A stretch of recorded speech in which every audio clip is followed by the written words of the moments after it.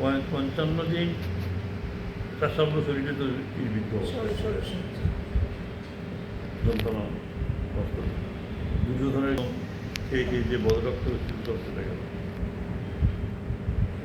55 দিন ওইভাবে শরীর যাবে।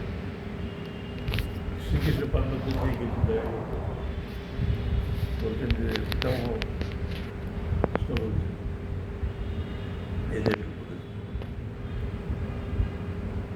এদের একটু উপদেশ রাজ্য শাসন কী করে করতে হয়, আর শান্তি কীভাবে শান্তি পর্ব আছে, একটা অনুশাসন পর্ব আছে, বিশাল বলতে কৃষ্ণ আমি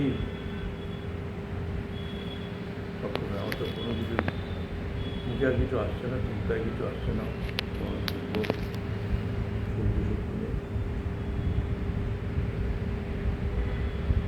আমাকে তুমি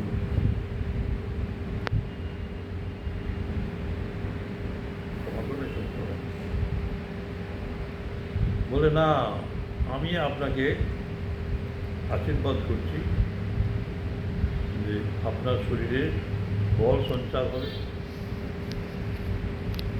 ফিরে পাবেন স্মরণশক্তি, সব তাই হয়ে গেল। অবাক হয়ে গেল, কিন্তু ভগবান ছাড়া কেউ করতে পারে অর্জুনের সখা আমার এমন নাকি তাদের তাই ভগবান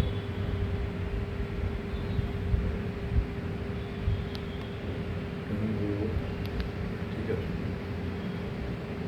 তাহলে হোক, শরীর ত্যাগ হবে, তোমাকে থাকতে হবে কিছু, শরীর ত্যাগ হবে। তো ত্যাগ করার আগে, শরীর ত্যাগ করার আগে আমি তোমাকে একটা জানাতে চাই যে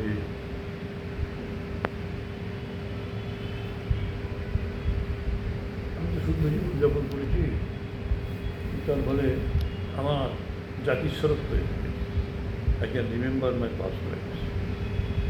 আমি 72টা জন্ম পিছনের দিকে যে দেখলাম,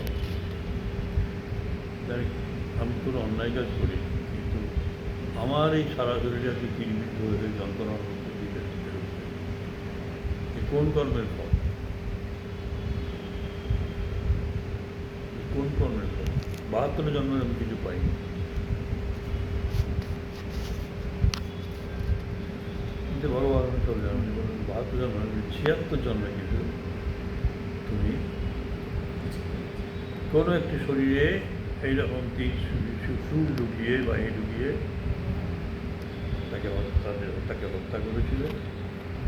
এতদিন সঞ্চিত ছিল, সেই সঞ্চিত কর্ম তোমার আজ মুক্তির দিন রেখেছে, সেটাও ভোগ হয়ে গেল।